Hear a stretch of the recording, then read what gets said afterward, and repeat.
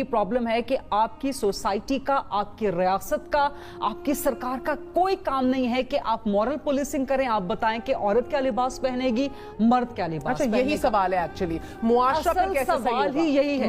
मेरे काम है कि अब आपसे फिर मुआशरा सही कैसे होगा, हुक्मरानी कौन करेगा या लीड कौन करेगा? This is the debate actually sir. रियासत का काम है, रियासत का काम है, रियासत का काम है, हुकूमत का काम है, सरकार का काम है कानून का निफाज। देखिए मैं आपको इसके जवाब के खिलाफ किसी भी बुनियाद पे, चाहे उसके लिबास की बुनियाद पे, ये वही ज़हनियत है जो कहती है कि औरत का लिबास मुख्तसर नहीं होना चाहिए क्योंकि मर्द रिबोट नहीं है। ये वही मेंटालिटी है जो आप बच्चों को तालीमी इदारों में पढ़ा रहे हैं। ये बहुत डेंजरस है। आप जो मर्जी पहने, जितने मर्जी कम कपड़े पहने, I will be supportive of you. आप कल जितने मर्जी कम कपड़े पहन के बाहर आना चाहें, मैं आपको प्रॉमिस करता हूं गवर्नमेंट के ऑफिशियल के तौर पे मैं आपको सपोर्ट करूंगा। आप कल से शुरू करें अल्लाह का नाम लेके।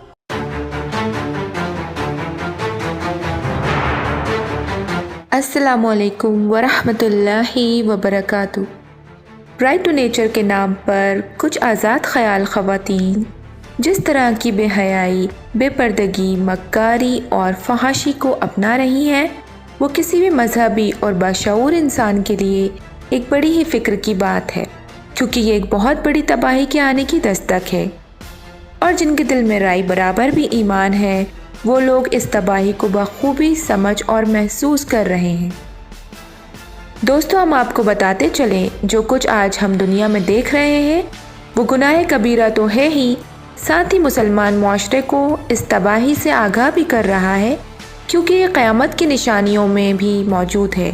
हम बात कर रहे हैं ज़िनाकारी की, कत्ल, गारत, झूठ फरेब, सूदखोरी और तमाम ऐसी चीज़ों की जिनके उरूज का जिक्र क़यामत की निशानियों में किया गया है कि ये चीज़ें क़यामत से पहले अपने उरूज पर होंगी।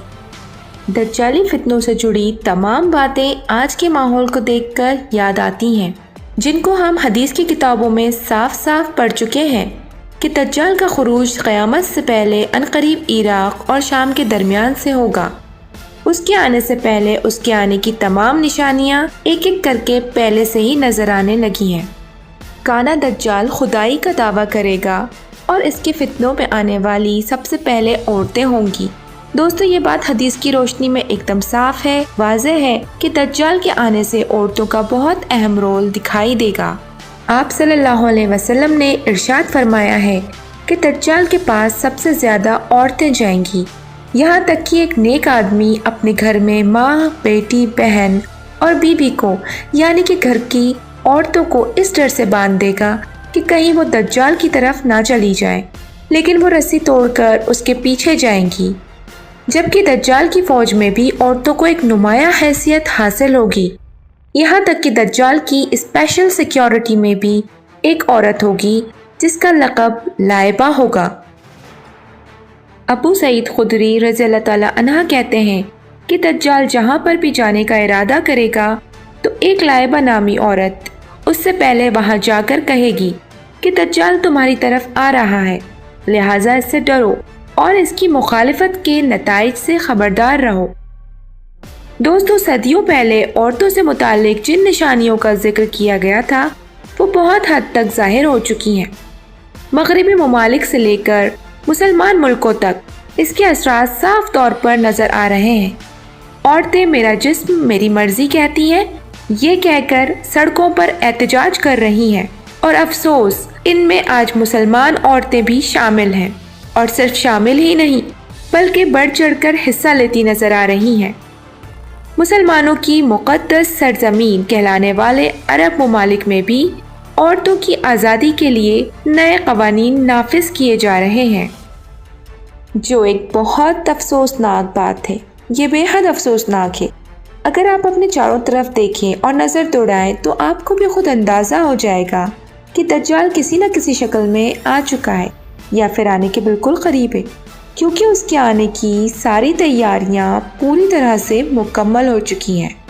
सूरह अल-अहज़ाब की आयत नंबर 33 में है, अल्लाह रब्बुल इज़्ज़त औरतों के लिए फरमाता है, अपने में रहो और अगले ज़माने जाहिलियत की तरह अपना बनाव सिंगार ना दिखाती फिरो और पाबंदी से नमाज अदा किया करो। लेकिन हाल के इस जदीद दौर में मामला अपने शबाब पर है, या कहें अपने उरूज की मंजिलें तय कर रहा है, عورتوں کے تمام زیورات اور مہنگے کپڑے جو شوہر اور محرم کے سامنے پہننے تھے وہ آج دوسروں کو یعنی غیر محرموں کو اپنی طرف مائل کرنے کا سامان بن گئے ہیں۔ ان کا استعمال آج زناکاری کے لیے کیا جا رہا ہے۔ ایسی عورتیں اپنے شوہر کے سامنے تو زینت کو اختیار نہیں کرتی، لیکن اگر ان کو مہمان بن کر جانا ہو یا پھر شادی میں شرکت کرنی ہو تو یہ گھنٹہ بھر میک اپ کریں گی، زیورات سے اپنے آپ کو سجا لیں گی، مہنگے سے مہنگے کپڑے پہنیں گی، یہ ایسے لباس کا انتخاب کریں گی جس میں یہ اچھی سے اچھی دکھائی دے۔ اس میں سے اکثر طوائف بن کر تو بعض فرشتہ بن کر نکلیں گی۔ آپ صلی اللہ علیہ وسلم نے ارشاد فرمایا کہ عورتیں چھپا کر رکھنے کی چیز ہے، بے شک جب وہ باہر نکلتی ہیں تو شیطان ان کو تاکنے لگتا ہے، اور عورت اللہ رب العزت کے قریب سب سے زیادہ اس وقت ہوتی ہے جب وہ اپنے گھر کے اندرونی حصے میں ہوتی ہے۔ لیکن میرے پیارے دوستوں، افسوس کہ شیطان اور شیطانی قوتوں نے empowerment of women, female freedom اور رائٹ آف ایکویلٹی جیسے نعروں کو بلند کیا، اسلام پر تنقید کی کہ اسلام نے عورتوں پر بندش لگا رکھی ہے، آدھی سے زیادہ آبادی کو بیکار کر کے گمراہ کر دیا گیا۔ انہوں نے بڑی ہی گہرائی اور راز کے ساتھ اس مشن پر کام کیا اور لوگوں کو ذہنی اور دینی طور پر اپاہج کر دیا۔ اس میں عورتوں کی آبادی کی بات رکھی گئی، اس میں یہ بات بھی شامل کی گئی کہ تمام شعبوں میں عورت اور مرد کے برابر کا مقام اور حق حاصل ہونا چاہیے۔